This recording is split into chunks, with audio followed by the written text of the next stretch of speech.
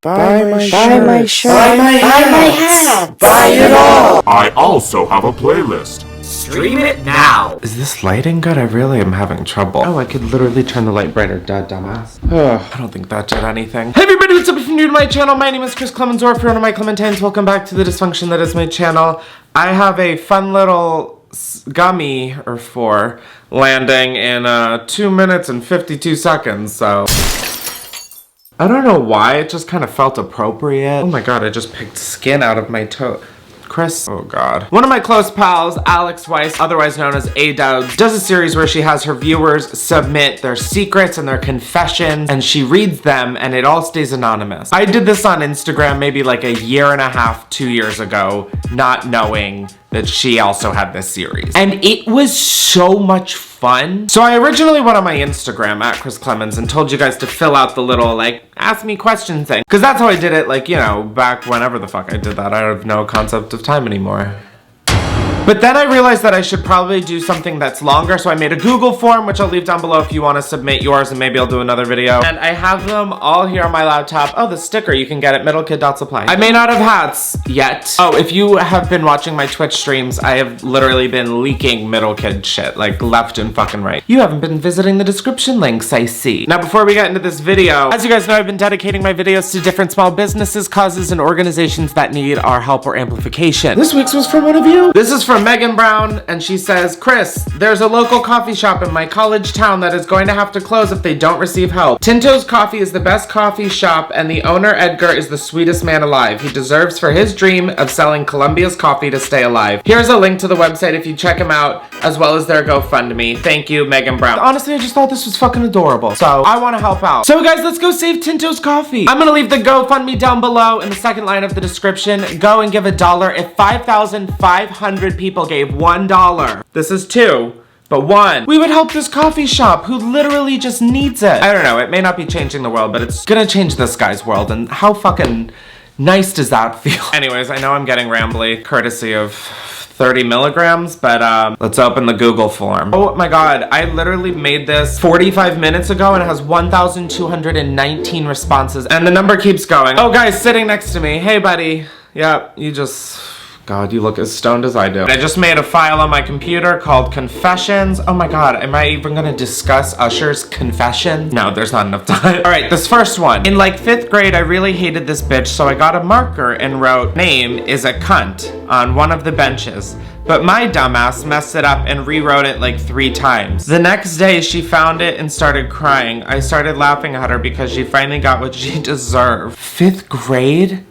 Yeah, I guess that aligns with my 5th grade memories. That day, our teacher was like, write down what you know about the bench, and I was like, oh shit, this is serious. Yeah, you fucking publicly call someone a cunt in 5th grade. Why did I do a video that depends on me reading? I contemplated about turning myself in or not saying anything, but I didn't know what the punishment was if I did confess, so I just wrote I didn't know anything. The next day, it was painted over, and that's all I remember. But they had my handwriting. Didn't they compare the handwriting, and they should have known it was me? I don't know, I didn't tell anyone until now, so you were the person I was afraid of in 5th grade. Good to know. Well, let's hope the person you accused of being a cunt is not watching this, because, oh, they still don't know who it is. I don't even know who it is. Alright, the next one. I sucked dick in the Dick's Sporting Goods parking lot for a ticket to see Billie Eilish, but at least I wound up in the front of the pit, shrug emoji. Alright, before I unpack this one, kudos to you for at least making the location of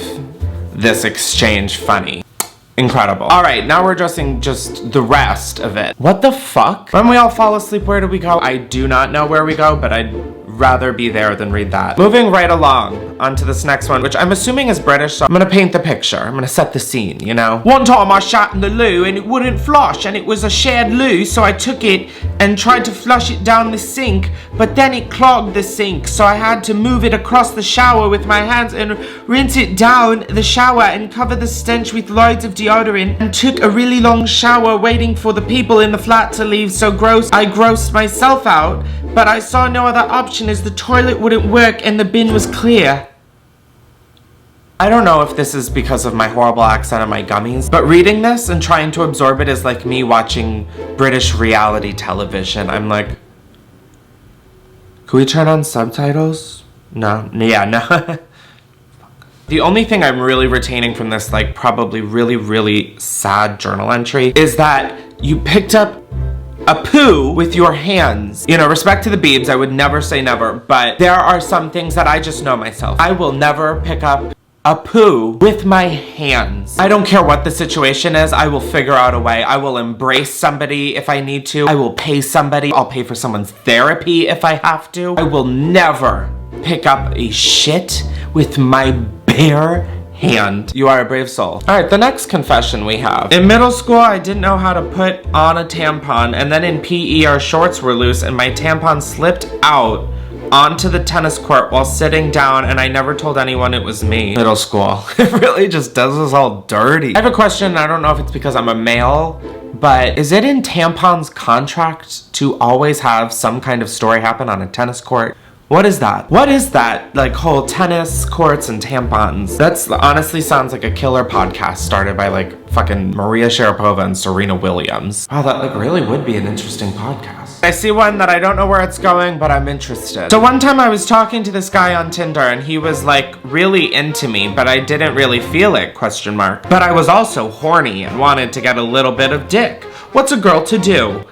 Period. I love the voice of this short story. He told me he was super into me and really, you told me that, okay? We get it. He was fucking into you. He told me he was super into me and really wanted something to come out of it, and I told no one because, well, he looked well hung, but I also knew what my plan was. Anyway, he bought me lunch. We went back to his place and had pretty great sex, and then he asked me if he could eat my ass, but also said that he was only wanting to do that with someone he could commit to. Yeah, I mean, I guess I get it, but like, you're still eating ass. Alrighty, homie wanted to eat ass with commitment, got it. It was the heat of the moment, I had never had my ass eaten, and well, I was intrigued. I said, sure, of course, and well, it was pretty great, and then I left and ghosted him. I never told anyone. I mean, when talking about sex with friends, I'd mention stuff that happened, but not how it went or about the fact that I was indeed a real piece of garbage. Wow, this felt like a nice 50 Shades of Grey moment, but like quick and digestible. Dare I say a Quibi. A quick bite. Alright, we have another anecdote from 5th grade. In the 5th grade, I had a really bad stomach flu, and I vividly remember sitting on an IKEA bench and having to fart really bad, but when I did, I just completely shit myself and ran into the living room, bawling my eyes out with shit running down my legs. Anyways, have a good day. Ooh, yeah, man. Never trust the fucking fart. Honestly, I've been trusting the fart a little bit too much lately. I feel like I could have almost had these moments. And I don't mean to overshadow this person, but yeah, I've literally done this on my channel. I've done it in a video. Roll the fucking clip. Oh my god, I think I just liquid pooped my pants. This is a nightmare. Oh my god. That is literally disgusting. Please look away. I'm just pulling my pants down here. Oh my god, I literally just pooted my pants. Oh my god, I'm a grown adult bleaching cheetah print into my hair. I just sharded my pants. You can't write this. Me wiping my ass in the kitchen with a paper towel. Ah, here's a fun one. My cleaning ladies found my vibrator slash dildo and cleaned it and put it on my dresser nicely. Fuck me, right? Well, it sounds like you're gonna be doing that. Isn't that the point of having a vibrator? And also, there is no shame. The only thing you should be worried about is the tip you're giving your cleaning lady for doing that brave, courageous job. Put some respect on her check. I often wish I was Lindsay Lohan. Yeah, I mean... yeah. My cousin tried to fuck me, ... twice. WTF? Hi, Aunt Karen? Please collect your kids. Okay, this is, yeah, okay, wow. I have to ask, are you into it? Oh my god, this next one. One time I really had to poop in class. Holy shit, I mean, literally, I wonder where this one's going. One time I really had to poop in class, but I hate using the bathrooms at school, so I decided that I would just wait and drive home during lunchtime. Then the feeling of having to poops kind of suppressed itself, so I was feeling a little better and decided not to go home during lunch. But after lunch, the feeling came back, but only mildly, and I thought I had to fart, so I farted, but I actually shit when I farted, and there was this really gross kid in class who sat a few seats behind me that everyone blamed the smell on, but yeah, it was actually me who shit my pants and no one knows. Thanks, Joe, for taking the blame. Poor Joe. Where is he now? Here's the thing, and I really can't express it enough. You cannot trust the fart. When will we all stop trusting the fart? On to the next. My ex and I went to a small music festival when we were 16, and while there, I really needed to use the bathroom. I had never used a porta potty before, but you gotta do what you gotta do. First of all, what? You've never used a porta potty and you're 16? That is, in my opinion, suspicious. So I walk into one and see a shit pile filling the tank to the brim. The smell hit me and I panic and run out and didn't pee. I held my piss for another 3 hours because I was irrationally scared of porta potties, and while we were seeing capital cities, we were jumping and I just fucking pissed myself everywhere. I tell him we gotta go. He buys me an oversized shirt to cover up and wait for our parents to pick us up. He broke up with me a couple weeks later, and I'm left with a memory of piss running down my legs while Capital Cities' Safe and Sound plays in the background. I have to say that I know the exact smell and honestly almost rush of hot wind you felt walking into that porta potty. Trust me, I felt it, I smelt it, but I did not dealt it. This next one seems a little controversial. When I was applying to colleges and was doing my Common App essay, I wrote this elaborate story about being kidnapped as a kid to sound interesting to schools because I literally had nothing of substance to write about. Sounds to me like you had a ton to write about, and it's called pathological lying. I don't know how to justify this, by the way, LMAO. If by LMAO you mean lying my ass off, then yes, you are LMAOing. I literally just did it because I was bored and wanted to stick out. Long story short, my English teacher at the time pulled me in for a one-on-one meeting where she bawled her eyes out to me about how strong I am for enduring that and how she wanted me to speak to my graduating class about my journey,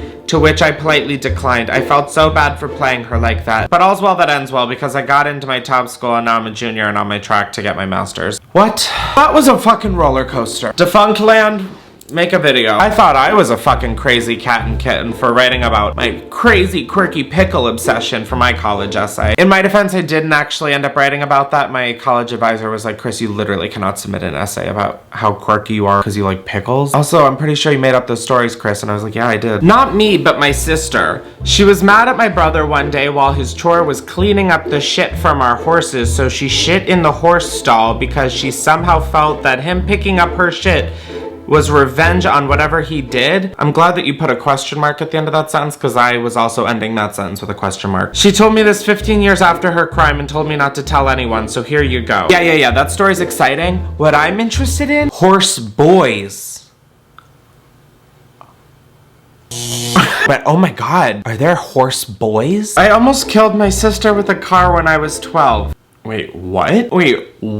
I'm confused and intrigued. Some might even say titillated. I stepped into the car to turn it on because it was cold. Then I started playing with the controls, and then she was holding onto the door handle and the car went straight into reverse and the car almost ran her over and killed her. Parentheses, she's still alive. Wow, you were just so close to having your own little hereditary moment. The craziest thing I did with a car when I was younger is I keyed my mom's car, but I wasn't with a key, it was with a fucking rock. I found a sharp little rock in my friend's garden and she put me in timeout. I had no idea, but I didn't fucking care. I took a sharp ass rock to the side of her car. I'll never forget that. Wow, my mom, I do not deserve her. I feel like that's been a lot of trauma we've just dug through and now we're remembering. Hope you guys enjoyed this. If you guys want to submit some, I'll leave the link down below and you guys can share them. Please don't make any bullshit up. I mean, that's so stupid. Make sure to follow me on all my social media and subscribe to my Twitch. If you guys have an Amazon Prime, you can hook it up to your Twitch account and it's a free subscription that you click every month. So easy. I love you guys. I hope you're staying safe. Please go donate and yeah. Oh my god, I love filming here. I can just, I'm like a convertible. Just lay back. Thanks for watching. I'm going to bed. Let's go to bed, little puppy.